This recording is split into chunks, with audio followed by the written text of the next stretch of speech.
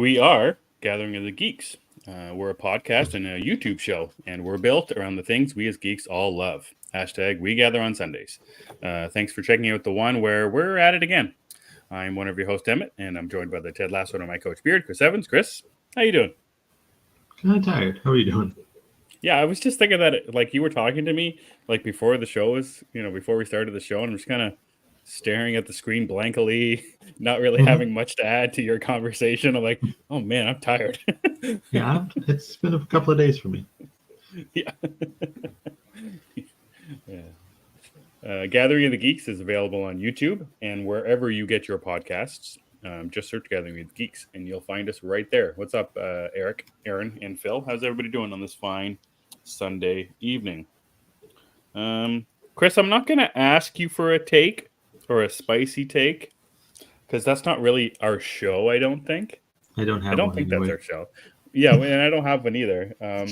I always try to think of a spicy take. Do you have spicy takes that you don't give, and you just hold those spicy takes inside? Sometimes, but I don't really think they're that spicy anyway. And besides, I don't know how important they are. So just kind of like, eh. 'Cause I think maybe there's like important spicy take, but then there's spicy take which I just want to say something for the sake of it. Right. I think. And I'm not really into the latter. Not that any take is important or less important, I guess. I don't know. I feel like I'm getting lost on my words here. But That's fine. I don't really. I have takes. I don't share all of them. So there we go. I like to think that I have takes, but most of my takes are very negative. And I also wonder, is there such thing as a positive take? Is there such thing as a positive spicy take? Yeah. Howard the Duck is not a terrible film. There you go. Or is it? Wait a second. Now you're just being ridiculous. Am I? That's a take. There you go. Fair enough. Yeah. Yeah, most of my takes I feel like I'd just be hurting. Touché. Or not hurting someone's feelings, but like just starting a negative reaction and negative communication or a confrontation or conversation with someone. And it's like, I don't want to do that. That's fair. I think, when people say spicy take or hot take, I think they automatically think it's something offensive. That's just kind of the way it's built. Like, you hate Batman because whatever. Sure. I think that's just kind of where our minds go. Oh, spicy take. You must hate something. Right. I don't think it always has to. Sometimes it could be like, the Crow sequels aren't that bad. I told you to stop that. Oh, we got something coming later on. So. I know. I saw Jesus. I have a take on. Yeah, I have a take on like the Nolan films, and like every time I think about saying something about it, I'm like, do I want to bother? Like, what is the point of a take? What's the point of being spicy? I don't know. I guess that's why our show isn't like that. That's why we don't do takes. Yeah, I don't think so. Phil says Nicolas Cage won a Saturn for Renfield. Was it like a Best Actor thing? Because I love it. Because I love it. That's probably why we don't do takes. I don't know if we understand what takes are or how to communicate. Yeah, maybe I don't like. I tweet about liking cheeseburgers sometimes. I don't Which have are great takes. tweets. I don't have. I also like cheeseburgers. Yeah, that's my kind of take. And yeah, maybe I don't know what a spicy take is. I don't know what a take is supposed to prove. Maybe I need to help. I need to ask Nico. Nico knows takes. I think we'll start getting takes. We'll start working on that. Yeah, I'm gonna work on my takes for 20. I do have a take that I'm probably gonna talk about on the new DC Unlimited pod because I can't hold it in anymore. So I'll probably. And you mentioned that take to me last week, and that kind of got me thinking about it a little bit. And then I forget what is happening today. Something I saw online about a take. It's just, oh man, people are just sometimes using takes as just confrontation devices rather than trying to get their own information or ideas out there. Just share an opinion. So, yeah. Take, opinion, it's kind of the same thing. It just depends how you use it. I don't know. Mm-hmm. Double-edged sword. Wield it wisely. Exactly. I'm here all night. All right. So, So what'd you get up to this week? And you can choose to talk about the Crow sequels, or you could not. It's up to you. Oh, I choose to, but not yet.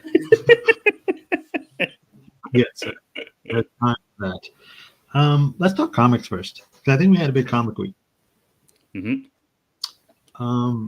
The Devil That Wears My Face, number 4. Mm-hmm. What's funny about this is, and I mentioned to you last night, I read the book, and when I read it, I was like, something is missing. Is this one of those times when the writer expects us to fill in the blanks on something? Yeah. No, Time jump. He doesn't do that. His writing is really concise. It Mm-hmm. works. He wouldn't do that to us. What am I missing? So then I went back. I looked at issue 3, which I hadn't opened, and I was like, "Oh, Yeah. well, this Wait a is why I'm second. lost." So I read 4, and then I read 3, which was a really interesting order to read those 2 books. Because it goes from Count of Monte Cristo to The Devil's Wearing My Face again, real quick. Exactly. Yeah, exactly. So issue 3 is really fun, but 4 is the one I want to talk about. Did you like this issue? Yes, I liked it. Yes, it's all the series has taken a turn into something else though from that first issue, I believe, and even the second issue as well. Yes. So that's why I asked you first. I feel like the horror angle has lessened, Mm-hmm. and this might be a weird comparison. I feel like I'm watching a Nicolas Cage movie unfold in the past. Yeah, like that. Well, I just think about him as in Face Off in his Exactly. I feel like right. I'm I'm like, why is watching. he acting over the? Yeah, he's over the top, and he's exactly. It's like Castor Troy is loose in The Devil Who Wears My Face. Not that I'm complaining, because I'm not. It's just that it's That's right. changed a lot. I think the first 2 issues were like straight on horror. Mm-hmm. And then we got, like you said, swashbuckling. It's the Count of Monte Cristo Yeah. kind of thing.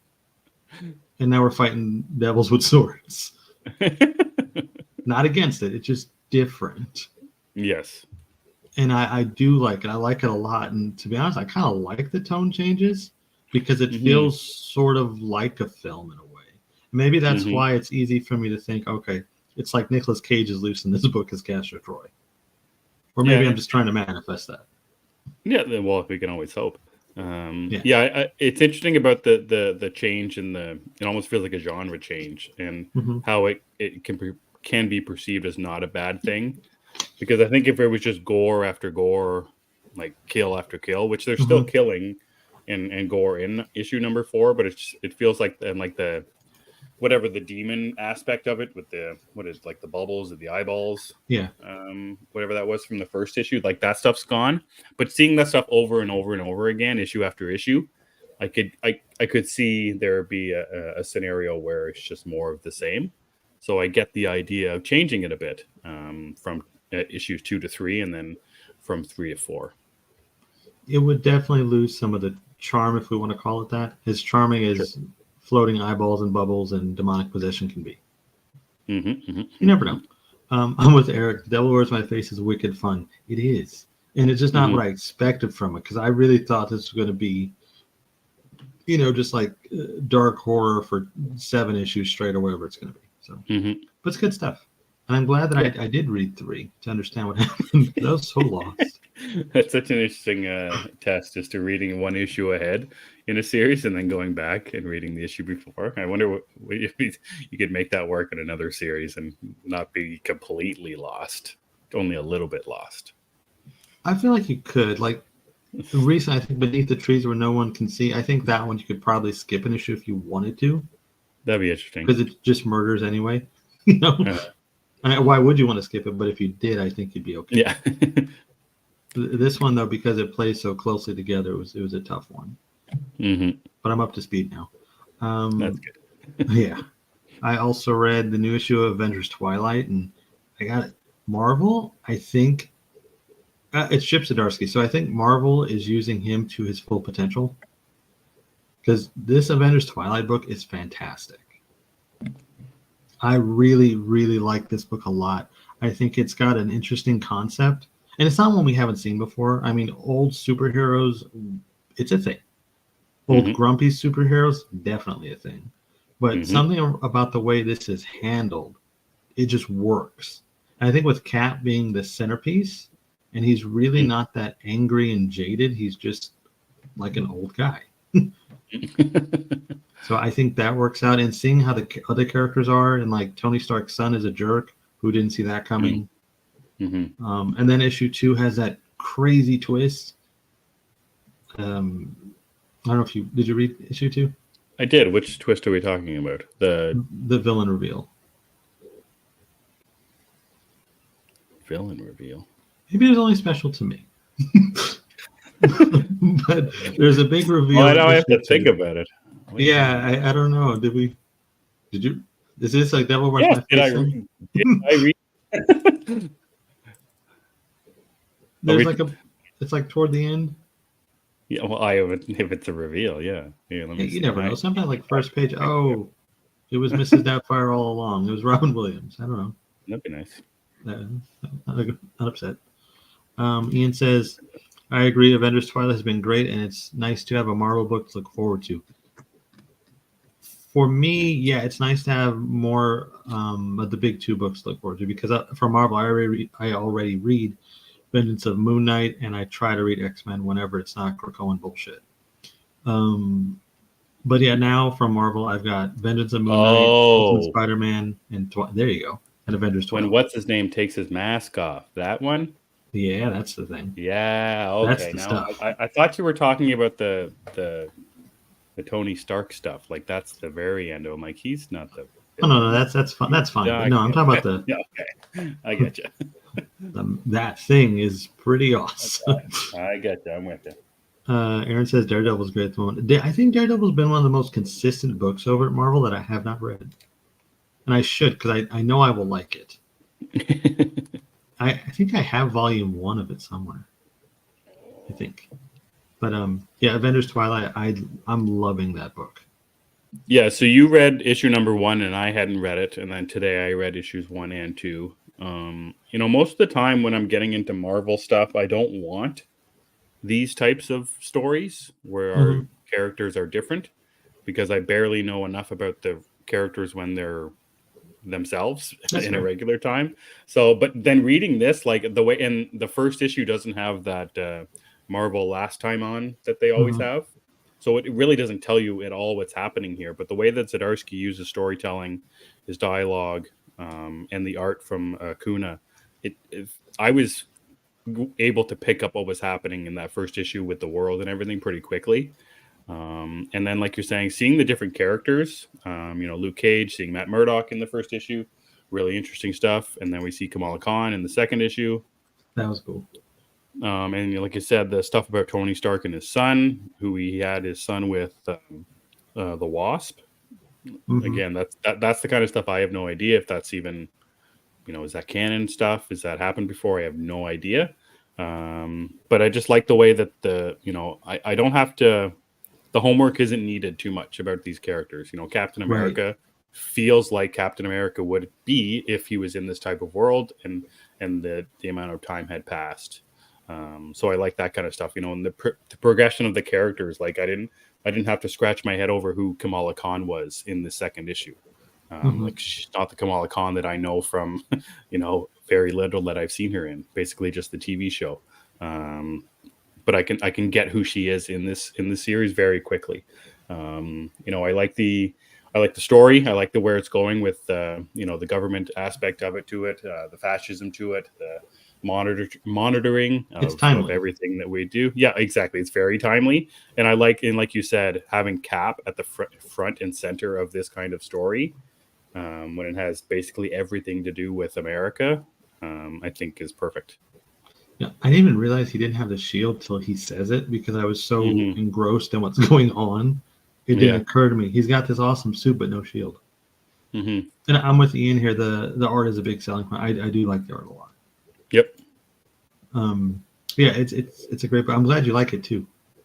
Yeah, I really do. And like I said, it's usually harder for me to get into Marvel stuff like this with the characters being so different.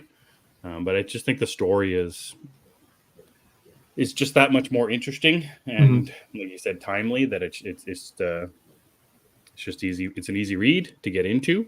And it's just a very interesting one as well. And like you said, the art's very good. The covers are great from Alex Ross. Love the covers. It's got a lot going for it. I think in just 2 issues.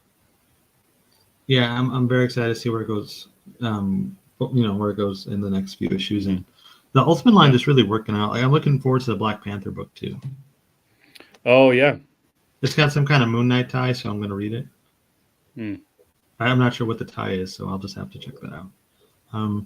The other thing I read, I started to read Supergirl, Woman of Tomorrow. I didn't read enough to really comment on it, but I like what I've read so far. And I do want to talk about Somna, but we'll talk about that when you do yours.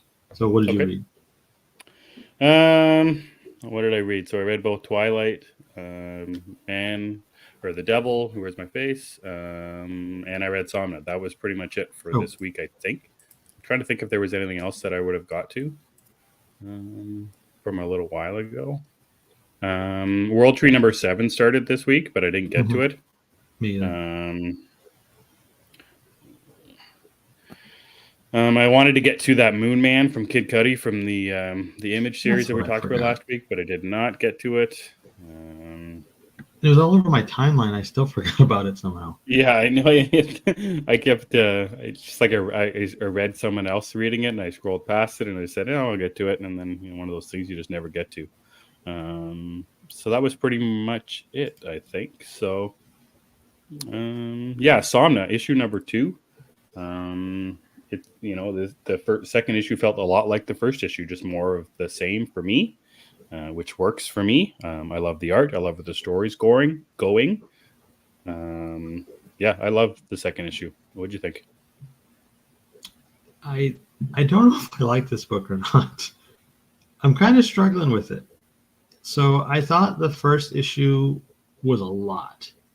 There was a lot in that book, a lot going on. I like the art style. I think that's cool. Well, the 2 art styles, I think they're both really cool. The dreamy looking stuff is very interesting, and just the straight comic book part of it, it's nice too. But the story is just so, I don't know if it's drawn out to me or it's just too busy. I don't know. But in the second issue, I think it is easier to follow. So I did appreciate that. I find it's easier to follow in the second issue, especially because I guess now I understand what the concept is. Demonic love things. Okay, that's cool. And the art is neat. But something about it, I don't know if I like reading it.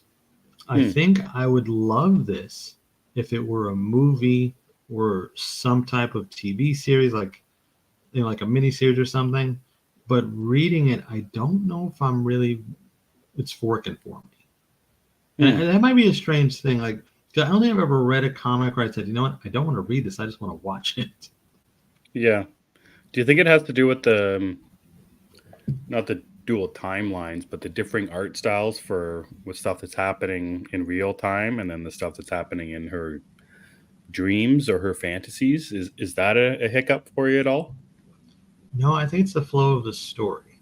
I think it, like I was telling you earlier, it feels really long when I'm reading it. Maybe there's too much dialogue. Maybe that's what it is. I don't know. Because in a comic, of course, you can't show everything. You got to talk because you can't, you know what I mean? It's not a moving picture. So I get it. But maybe that's the issue for me. I don't know. But something about it, I just can't stick with it. I don't know if I'm going to read the third issue. It is dialogue heavy for sure. And I don't know, the writing of the dialogue, the time of the dialogue, I don't know if they're not talking too old timey, which I like, or anything like that. Yeah. So, I'm not sure. This was one book I expected you to like, without me reading that first issue myself. Just kind of the story itself, demonic nature and that kind of thing. But it's not heavy with like the. I wonder about the pace of the story. Like it's just a lot of what's her name, Ingrid. Yes, not much happens. She goes from one place to the next, talking to people, and then here and there we get her fantasy or her dreams kind of mixed in. So I get that idea of the pace of it. Maybe it is a little slow, and it is for me at times too. But it's something about the art style for me that I like in both styles, as well. It's just it's doing it for me. That's fair. Ian says, I had to go digital with Somna. Couldn't get a hold of a physical copy. Another great issue. While the story is quite simple, I feel the focus is on the art and dialogue. Feels very authentic to me. It's fair. I just wish I liked it as much as you guys. I don't know. Yeah. It's not like I hate it or anything, because I don't hate it. Mm-hmm. I just feel like it's hard to get through. I don't know. Yeah, and that's fine. If if not, controlling your interest, there's no point in beating yourself over the head with it, and continue on reading it. And like I said, it's not bad or good. It just is. Yeah, it's not for me. I think that when it's over, I'll probably read the cliff notes to see what happened, because I have no idea what's about to happen. Although the last few pages do make me want to read the third, but I'm like, I don't know if I really want to. Read the last couple pages of the third. Yeah, I'm just curious where this is going to go. That's all. But I don't know if I care that much. It's really popular. People really seem to be loving Somna. Mm-hmm. Aaron asks, fellow geeks, doing a bit of a pull fork. Anyone going to watch Madam Web? Yes, I am. I booked my ticket the other day. Attaboy. You were not going to see Madam Web? I will not be seeing Madam Web, no. I don't blame you. I think I'm going to be one of 5 people in the theater. I'm pretty sure of it. Ian says, I will, not because I think it looks good, but I need to know what's going on with it because the concept is confusing, and I want to know why Sony has given up on it already. I don't think Sony has given up on Madam Web. I think they're doubling down on Madam Web. I see a bunch of posters out lately, and wasn't there just what did I see, a trailer or something not that long ago? Yeah, they're doing a lot for it. I mean, Dakota Johnson even hosted Saturday Night Live. Mm-hmm. I think some of her comments are coming off a certain way, but I believe that's just her personality. She has a certain kind of sense of humor, and I think when people are looking to hate something, they're going to find whatever they can to hate. Does that make sense? Mm-hmm. Yeah, it feels like this is like the major whipping boy for an upcoming season. Like, just this is going to be an easy one for people to pile on. Yeah, I think that. Well, it's the new Morbius. There you go. It's the new Morbius. That's all. I'm looking forward to it, though. I don't think it's gonna be like the best movie ever or anything. I just want to be entertained, and I'm happy. Nothing wrong with that. Yeah, and also, I mean, since I don't know any of these characters, it's a whole blank slate for me, which I always enjoy. Because I think it's rare when we have stuff like that. Mm-hmm. Yeah, I would agree with that. There's a familiarity to the costumes that they wear. Specifically Sydney Sweeney, but like whoever this Spider-Man person is supposed to be, I have no idea who that person is, right? So yeah, it's gonna be very interesting how it's perceived by the Spider-Man fan, and then kind of on the lesser end of the Spider-Man fan, I think like you and I, who like Spider-Man, but we don't like live and breathe Spider-Man stuff. I think that'll be interesting. I think that's kind of the interesting thing with the Sonyverse in general, though, because it doesn't seem to appease Spider-Man fans, but I watch Venom 1 and 2, and I think they're a good time. Mm-hmm. I like Morbius to a certain degree. I think it's fun. And I've read Morbius comics. I know it's not like the comics. I just enjoy it. Yeah. There's just something fun about it, I guess. Mm-hmm. Yeah, well, I find that with the Venom ones, I find they're a good time. Regardless of the lore or whatever. Specifically, the first one I think I like more than Carnage. I think can't remember much of the Carnage one, but I had a fine time with Venom 1, and I didn't see Morbius. I probably won't, but I'm interested in the conversation around Craven as well. See how that shakes out, specifically after Madam Web happens, and we'll see what goes from there. But. Well, Craven is like a total departure from the character. Mm-hmm. Like even I can see that myself, even though I'm not incredibly familiar with Craven. Right. You could just kind of see this is not the Craven I've seen in comics and cartoons and games. Mm-hmm.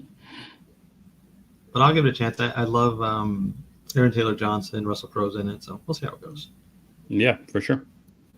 And there's always something worse to watch, I promise. We're gonna get to that later. No. I kid. No. Maybe. Grab says the only things I've seen about Madam Web is all from my Twitter and the replies to it. Yeah, it's been a hot Twitter conversation, I think, for the most part. Isn't that enough, Grabs? Isn't that enough? I think maybe I advertise a lot of these films on Twitter, and these companies should say, "Hey, he talks a lot. Maybe we should give him a screener. Give him some free tickets." Yeah, exactly. Or something. I don't know. Maybe. Ian says, I've seen nothing advertised in Japan for the movie, which is very odd. The Spider-Verse movies had posters, commercials, billboards, etc. everywhere. Oh, that's interesting. Yeah, here in America, or at least in Dallas, Texas, it's everywhere. It's on billboards. Oh, yeah? It's on buses. You cannot escape Dakota Johnson's face right now. Because, her face is every poster, so it's everywhere. Yeah, that's right. The eyes of Dakota are watching you. That's fun. It was more than I wanted. Well, wait till I see it. Yeah, I was going to say, geez Louise. Hopefully I like it. I don't know. Yeah. Is it popular over there, though? Like a lot of advertisements and stuff? I can't talk about posters or anything because I live in a small town, but I've seen plenty of commercials for it, I think. And they're always, I get stupid Twitter ads coming up for them every once in a while too, and YouTube ads, I think, as well. So yeah, I think it's being advertised. I think it's being advertised fine here. I just don't know how it's going to relate for people. That's all. We have seen that the more marketing doesn't automatically mean more wins, and less marketing doesn't automatically mean that it's going to be a failure either. So. Oh, Phil says he's only seen the trailer when he's been to a theater. I don't know if I've seen the trailer in the theater, actually. Yeah. It sounds very sporadic with the type of marketing that we're getting. It might be. Well, also, I haven't been to theaters much lately, so that could have something to do with it. Taking a break, huh? No, I've just been busy. Sometimes it's just easier to watch a movie at home than make the trek to the theater. I couldn't agree with you more. So on the topic of what we watched this week, you want to go first? Yeah, okay, I'll go first. Before I do, how close do you think you are in watching Killers of the Flower Moon? Probably next week. The wife and my daughter are going out of town, so I have the house to myself, which means I could watch a 4-hour film in peace. Okay, good. I'll save my thoughts for that until next week then, or whenever we get to it. So aside from that, I kind of did a little bit of a James Gunn rabbit hole the last couple of days. So I watched the Belko Experiment, which he wrote. I watched Super, that he wrote and directed, and I watched Slither, which he wrote and directed. And I messaged this to you, I think it was just yesterday, that I have no idea how James Gunn got the role in directing Guardians of the Galaxy after his two movies that he directed before that were Super and Slither. In no way, shape, or form would you have that on a resume, someone look at it and say, this person should direct a Marvel movie. In saying all that, Super was a good time and Slither was a fine time. They're both, as you like to say, made for, what do you say, made for $6 and what's your, you always throw something else. Sometimes $4 and a Happy Meal, sometimes $4 and a Happy Meal. Yeah, that's it. They both look exactly like that, but it's funny that, one of the things that I like so much about the Guardians of the Galaxy films is the writing from James Gunn. There is still some nice writing in both of those movies, particularly Super, which has, towards at the very end of the movie has some pretty, if you're in that type of mood, tear-jerking moments. The rest of it's just Super does, yeah. Have you seen it? No, I don't exactly know what it is. I know Rainn Wilson is the main character, but I don't know a lot of what it is. Mm-hmm. Yeah, so like Rainn Wilson's character, he has a voiceover at the start and the end of the movie. In the end of the movie, where we kind of get to see where his character goes and where his ex-wife goes, and some family aspects to it get blended into it as well. The movie's about his wife, Liv Tyler, gets kind of, I don't know. Yeah. And Kevin Bacon's in it too, which is even more fun. That bastard. Yeah, Kevin Bacon. Yeah, exactly. He's like a nightclub owner, and he starts giving drugs to Liv Tyler, and then she leaves Rainn Wilson to goes with Kevin Bacon, and then Rainn Wilson creates this character, the superhero character, to what he says, "Shut up, crime" is his line. Okay. That he yells and screams. And then there's this whole thing about family, and eventually Liv Tyler's character becomes well again. She gets free from Kevin Bacon shackles. She goes into rehab and goes to AA meetings, and her life goes on and on and on. And Rainn Wilson is kind of the loner by himself with his own thoughts. But there, again, some small family moments kind of mixed in there that work really well. But then there's also some real goofy shit with now Elliot Page, who's completely off the rails in the movie, as more or less his like what was his name? The Crimson Bolt is his name, and they are his sidekick, and just completely off the rails, stupid stuff. And there's some good kills and lots of good stuff. So Super was an interesting time. Very much a product of, James Gunn trying to make a movie for $4 and a Happy Meal. Is it similar in tone to Kick-Ass? Because that's what it kind of sounds like. Yeah, it's about a real guy becoming a superhero. Okay. And he's got a monkey wrench that he paints paints red, and beats drug dealers over the head with it. So sounds cool. Aaron suggests it's about control. He was small time then. Gunn just took his opportunity. I think that when it comes to him, I guess rising as a rising star, I think they just saw he had so much potential, and he knew what he was talking about with these characters. But the crazier thing to me is not that they allowed him to make Guardians, but they let him do whatever he wanted with Guardians. Yeah. That's the crazy thing to me, and it paid off, and clearly it's paid off. Grab says, "You're making this movie sound amazing." I think it sounds good. I kind of want to check it out. If it's on a streaming service, I might give it a shot. Yeah, what happens it was shocking. In the movie. Oh. Of the two, Super and Slither, and Slither came out before. I think Slither was James Gunn's first movie. Yeah, I think so. Super is a better movie, but the Slither has horror elements to it. It's got Michael Rooker being pretty wild with some makeup and prosthetics and all that kind of stuff. I've seen, yes. It's got Elizabeth Banks in it. It's got Nathan Fillion, who are both really good in it. So I'd give both of them a chance. They're kind of it's just kind of fun to see where a progression of a director from the small indie stuff to running a studio. It's a pretty wild career trajectory for James Gunn.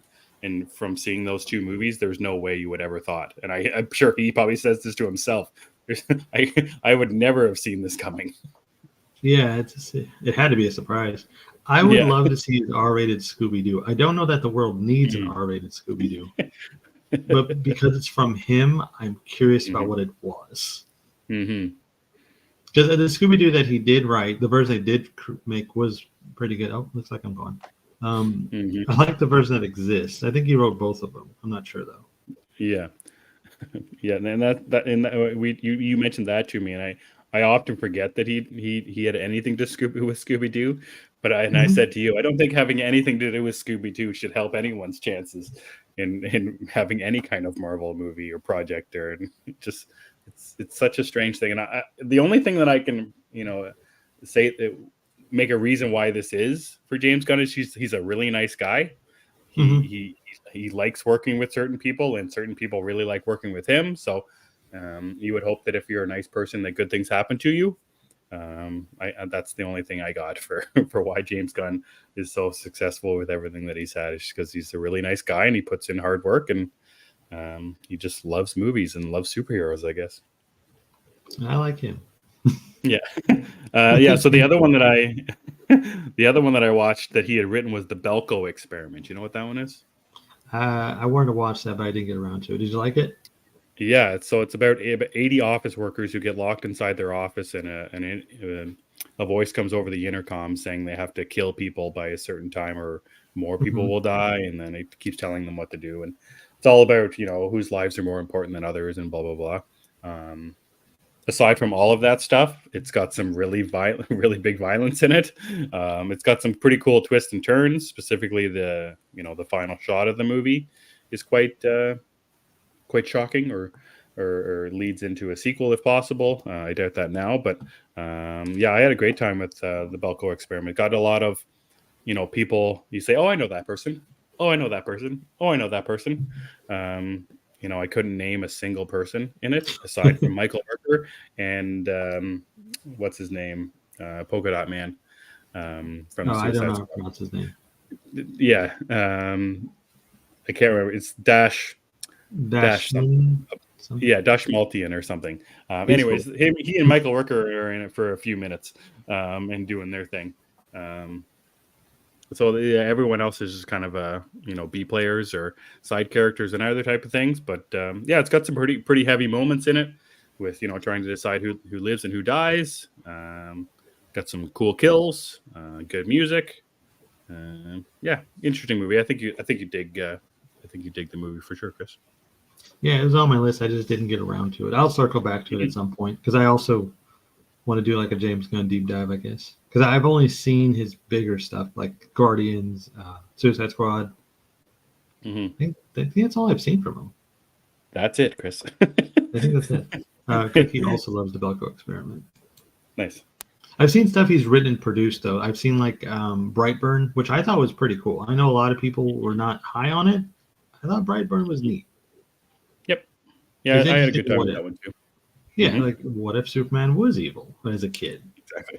As a kid. Yeah, I wish that would have got a sequel because they tried to set it up at the end, but it just didn't work out. Yeah, all the news footage stuff is some of the coolest stuff in it, like seeing where the kid goes. Yeah, I would have really liked to see more of that world.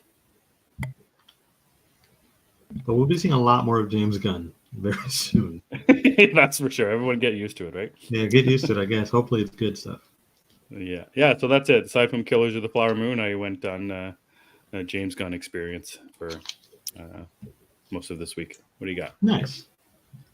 So I started my week off with a double feature that was opposite end of the spectrum. I watched Roadhouse, which you and I are going to do a Gary the Geeks movie night about this week. That was pretty fun. But then I decided to follow it up with The Black Phone. And that is really just one side to the other. Yeah. The Black Phone was so dark. And I think I knew that before because the concept, okay, well, it's about a kidnapping. So of course it's dark. But then when you got the supernatural elements and the dead kids, it's like, whoa, this is something. But I really enjoyed Black Phone a lot. I think it lived up to the hype I kept hearing about it, which with a horror movie, that kind of varies, I think. Because sometimes horror movies are really subjective, like comedy, I think.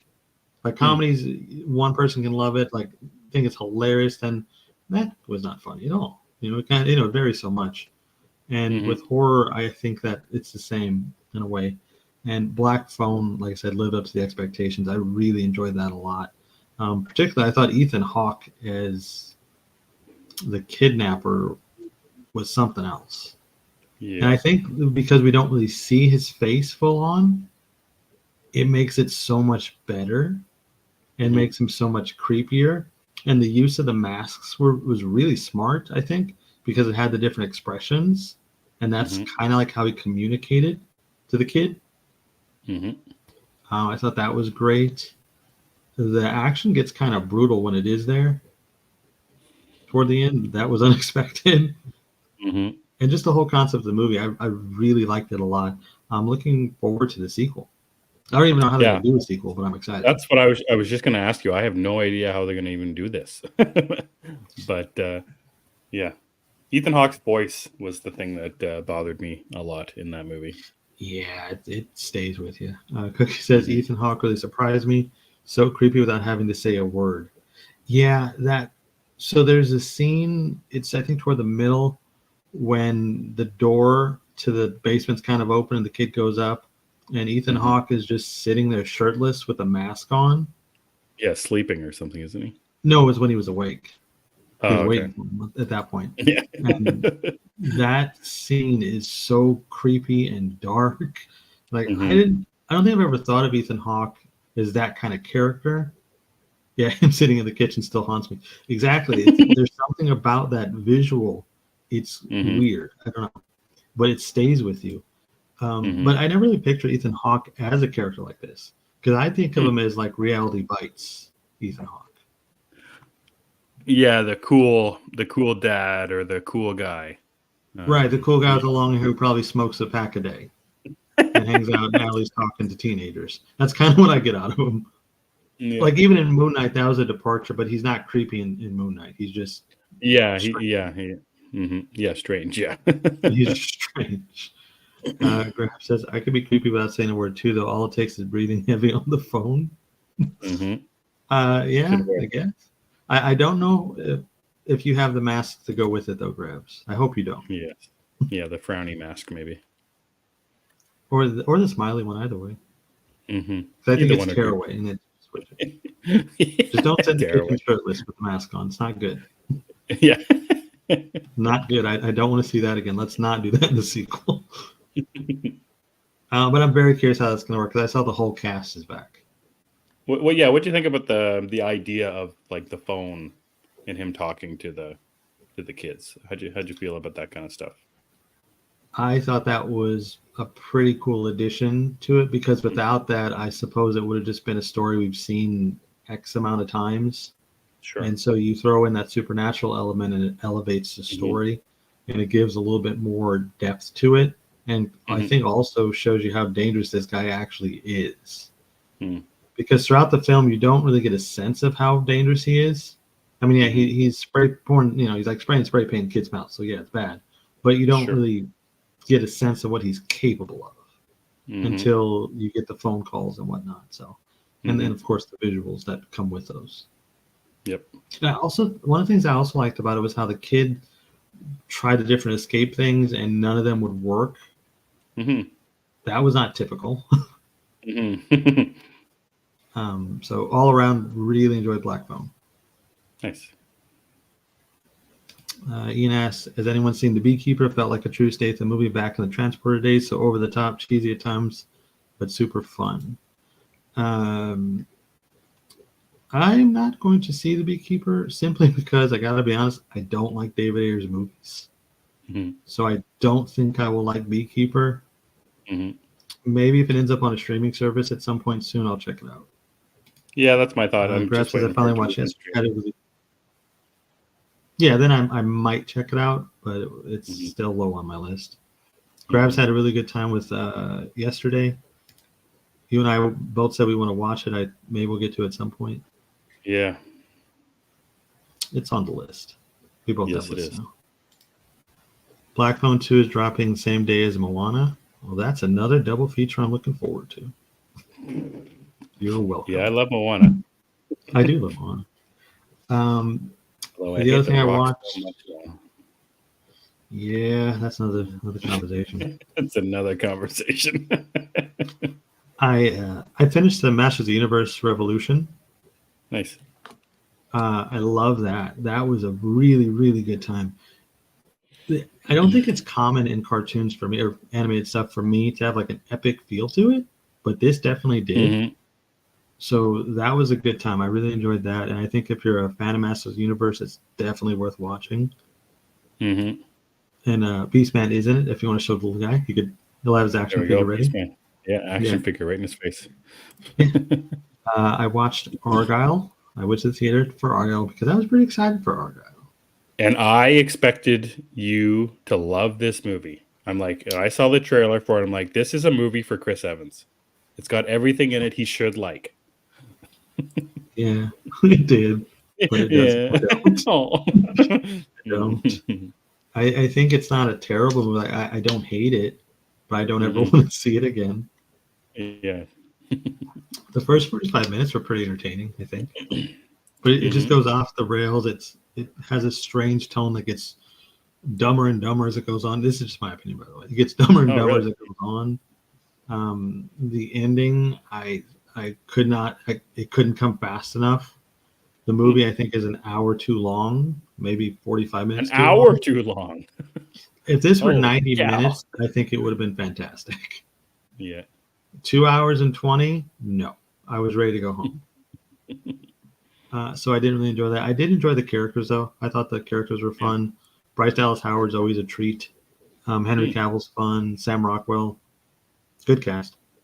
The action's not bad, but then the bad does kick in. And it's not there. It didn't work for me at all. That's interesting. Yeah, and they're going to make more of these, I think. I don't know. It depends. It's not doing too good on reviews, so we'll see. I think it made 30 million or something. I don't know. I just saw reviews were not good for it. Oh, that too. Yeah, the reviews are tanking it, which I think some of them are maybe. Yeah.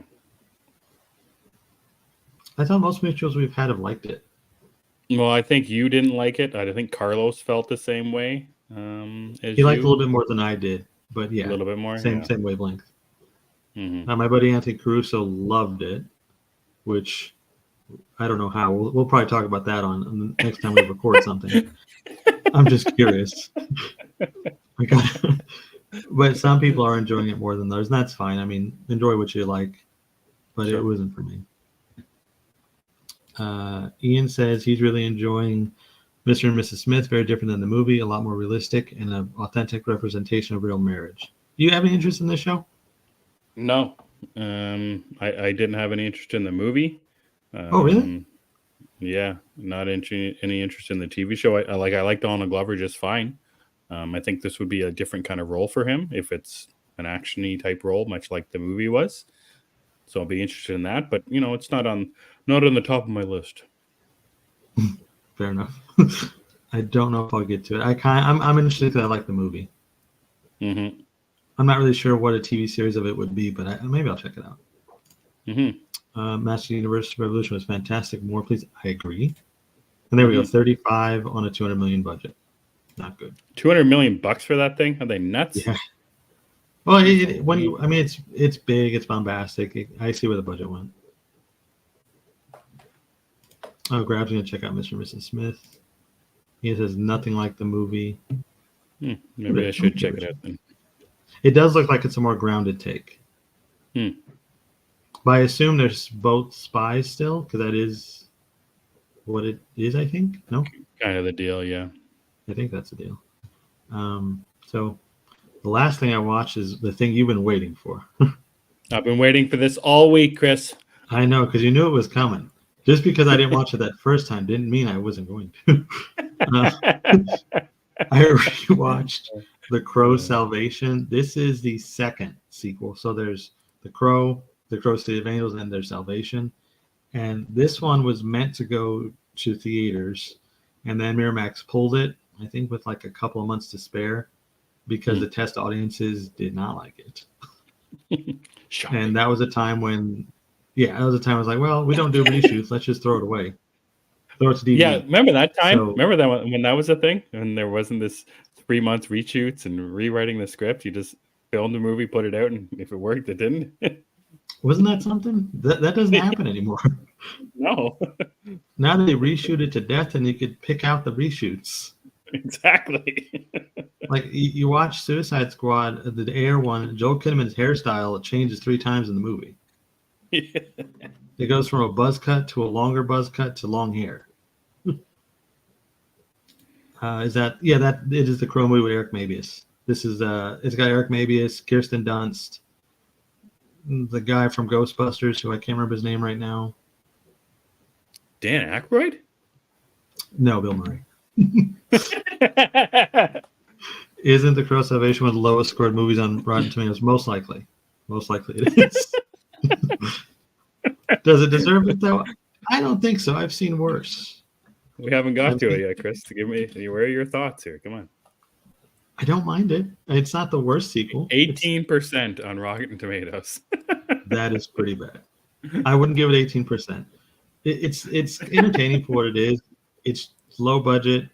It's more than $4 and a Happy Meal. I'll give them that. but some stuff is really, really low budget. Not that The Crow itself was a high budget movie anyway, but No. I think it's fun for what it is. There's some cool kills in it. The story is not bad. It's a decent concept because in the first one, of course, his fiance gets murdered, and then he gets murdered. That's a whole other thing. In this scenario, he gets framed for his girlfriend's murder, and he gets sent to the electric chair, and he comes back to avenge the murder. And then there's a whole other conspiracy plot in hand. It's different. I don't know if I'd recommend it, though. You have to be a really big Crow fan to watch this. And this is kind of, I think, where most Crow fans check out, because once you get to Wicked Prayer, which is the Edward Furlong one, there's no turning back, and you just don't want it. Should have stopped at 1. Did the one-armed man actually kill life? Actually grabs. It was the man with the scar on one of his arms that killed the girlfriend. So you're close. We'll see you later, Aaron. But yeah, I think it's fun. It's just not something I could recommend to anybody. Why did you want to watch this? What came up in your head? Because I've seen the first one, of course, countless times. I've seen City of Angels, the second one, quite a few times. This one I'd only seen once or twice, and I remember not hating it, but it's never around like on TV or streaming services or anywhere really. And I happened to see it was on Peacock, so like, well, I guess now is the time to rewatch this one. Sure. Because this one I will, like, it's not something I'll watch again anytime soon, but like I said, I don't hate it. It's fine. It exists. Plus, we have the new one coming this year.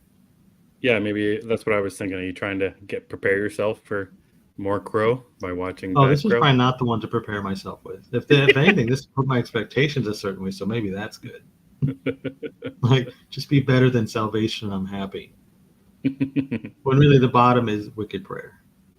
I wonder why. Yes, I have seen the TV series. Yeah, do you like the TV show? That's okay. It really, it's just kind of a long version of the movie. That's really all it is. But it's entertaining. Greg says, I ask, why did you watch that in my head? 95% of the movies you guys talk about. It does no good. Just roll with it. I believe he's saying he doesn't want to watch The Crow Salvation. No, I get it. I get that one, but who knows? I said this to Chris when you were told me you were watching this, and I think you knew what this movie was before you watched it again. Yes.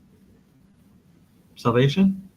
Yeah, you knew what you were getting yourself into again. Oh yeah. I didn't remember the most of the details, but yeah, I remembered it. It's not Shawshank Redemption. Yeah. Yeah, for sure. And so I thought to myself, if I've ever watched a bad movie on purpose before, and I'm not sure if I have watched a bad movie on purpose, and by on purpose meaning that you've either watched it before and knew it was horrible garbage, and then you obviously didn't watch it again, or if you're scrolling through Rotten Tomatoes and see The Crow and it's got 18% score, saying, you know what, it's a bad movie. Why would I waste my time with that? And I have a friend who says, well, you got to watch the bad to understand the good. You gotta see it from see it from both sides of it, which I do get. But when there's so much stuff to watch, I'm not sure if I'm not picking up what you're putting down with watching The Crow. Chris, I apologize. That's why I wouldn't recommend it to anybody. I know it. Like I said, you have to be a really big fan to watch this movie. And it's not like you can't be, oh, well, I like Kirsten Dunst, I'm going to watch it. No, you can't do that. You have to really be into this concept. Right. Cookie says, I remember that Salvation had a good soundtrack. I hope I'm not misremembering. Yeah, the soundtrack's decent, actually. Soundtrack, the first one's so good. Holy cow. Yeah, this first soundtrack's amazing. This one's not bad. It's got Rob Zombie on there, some other stuff. It's not too bad. It's got that, do you remember a band I think they're called Monster Magnet? I don't know that one, I don't think. The lead singer kind of looked like the Red Hot Chili Peppers guy, but with a thick mustache. Monster Magnet. Okay. Yeah, he looks like Anthony Kiedis for sure. Yeah, they're on there. I kind of like them sometimes. trying to think, what's their song? What's the song they got? I have no idea. I know they had a few of them. I think I've heard this band before, but regardless. He just looks like that one guy, but different. Yeah, same, It's true. but different. Those pictures side by side, they look like they could be brothers. I thought it was the guy, and he was doing like a Garth Brooks kind of thing. Remember when he made that character? Yeah, the new name. What the hell is his name? What is that guy's name? He made the song. It was a whole new thing. And he had like the emo black haircut for some reason. What's that guy? What's his name? Are you looking it up? Chris Gaines. That's it. Yeah. Like it's not Garth Brooks. It's Chris Gaines. No, it's Garth Brooks. How much do you know Taylor about Swift did that? Yeah.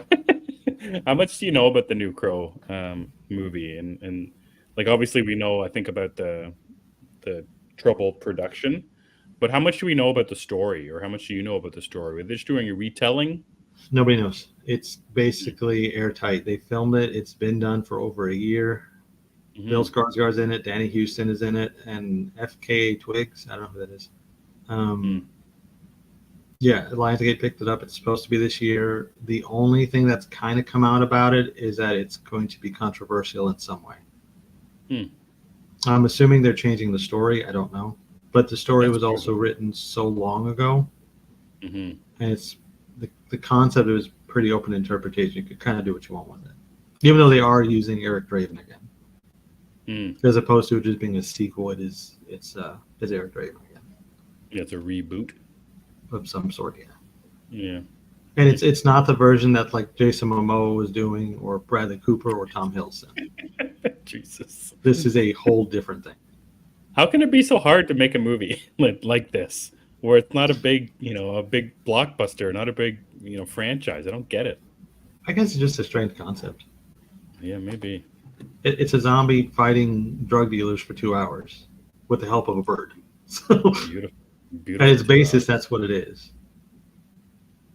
Characters make that movie, man. Characters make that movie.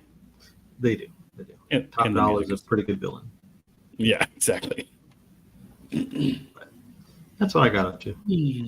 So that's our watches. I don't think I watched anything else. I started The Last of Us Part 2 remaster hour before our show. Nice. Because I watched that the Grounded kind of making of yesterday, and it just the itch had to be scratched. So I have to play this game, even though it's going to be painful to play it. But there's just so much coming out about Last of Us Part 2, the series as well. I think it was Nico, our friend, said that the next season 2 is going to be 7 episodes. So I was trying to put the season together in my head based off what I remembered from playing the game, and I think I missed a whole bunch of stuff. So I'm just playing the game again, just to get the story kind of corrected in my head, and then just kind of understand what they're going to do with the season 2 going forward. Ian says Grounded Part 2 hit me hard. Finished the game about a couple of days ago. A masterpiece. So you're going to try to map out the episodes by playing the game, but do you think that they're going to deviate from certain things, or do you think that's going to be more faithful? Well, and like I said, they're only doing 7 episodes. I think they're going to have to change some things if they're just going to tell Part 2 in season 2. If they're going to spread it out over 2 seasons, which I think was a rumor a long time ago. Yeah, that they were going to split the game in half, and which makes sense for story wise. As I was talking to Nico about this, the way the story is told in the game, it almost feels like there's 2 parts in the game. So splitting it over 2 seasons is very interesting. But for people who haven't played it, and I'm just going to project that you will still not have played it by the time this show comes out. I will play it by then. Yeah, we'll see.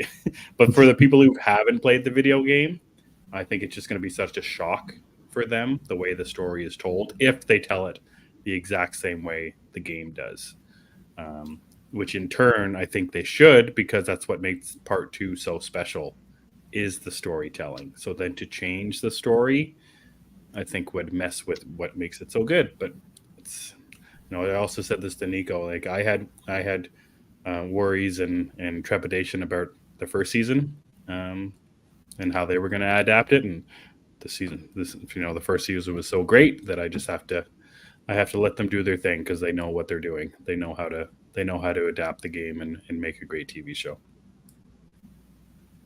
Yeah, and memory's also a monster, so there's that. That's right. Yeah, I think that's always the thing with these. You just gotta let them do what they're doing. Yep. And we got the whole bunch of casting. Was that a couple weeks ago? It felt like there was a casting every single day. Casting blitz. Yeah, we got Abby, we got Jesse. There was one other one, and there was the one a couple days ago, Catherine O'Hara. Yeah, that's really surprising. And that was the other thing I needed to play. I'm like trying to think of an old white woman that is in the game, and I can't recall if there is one that she would play. So I wanted to just play the game again to see where the hell does she fit in, and where does Catherine O'Hara fit in? Like not just an older white woman, but Catherine O'Hara. Like what's happening here? Yeah, she's a pretty specific lady to put in there. Exactly. Yeah. It says part one added side stories. I can see it happening with this one. Yeah, I think they'll probably add some stuff, take some stuff. Yep. But I would hope that they do it in a way that doesn't irritate fans like Emmet and Nico and other friends of ours who have played the game and love it. We shall see. We shall.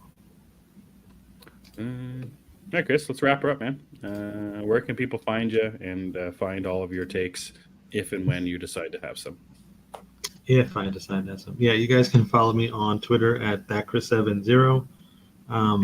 You can also follow the podcast I do with my buddies Anthony Crusoe and Phil Walsh at DC Unlimited Pod. And as always, I would love it if you guys would follow this show at G the Geeks on Twitter. Emmett is better at the rest of the plugs, so he will take over. You can follow me on Twitter if you so choose, at Emmet Davis 7. Just follow Gathering of the Geeks. We're on YouTube, wherever you get your podcasts, Twitter. Just follow us there. Hit us up with some likes and subscribe, all that good stuff. And that would be great. Thanks to Grabs, Eric, Ian, Cookie, Multiverse Musings. That's Adam. Aaron. What's that? That's Adam. Thanks, Adam. Thanks, Eddie, as our very first comment, but screw you for not watching the show. I think that was everybody. So thanks, guys. Thanks for watching on this fine Sunday evening, and please join us next Sunday. We're going to be so lonely here. It's Super Bowl Sunday, but you have to see Chris's reaction, possible live reaction to the Deadpool 3 trailer. I guarantee you it'll be more exciting than the stupid football game. I know Taylor Swift's there. Exactly. So in saying all that, for Chris and I'm Emmet, we gather on Sundays. Have a good week, guys.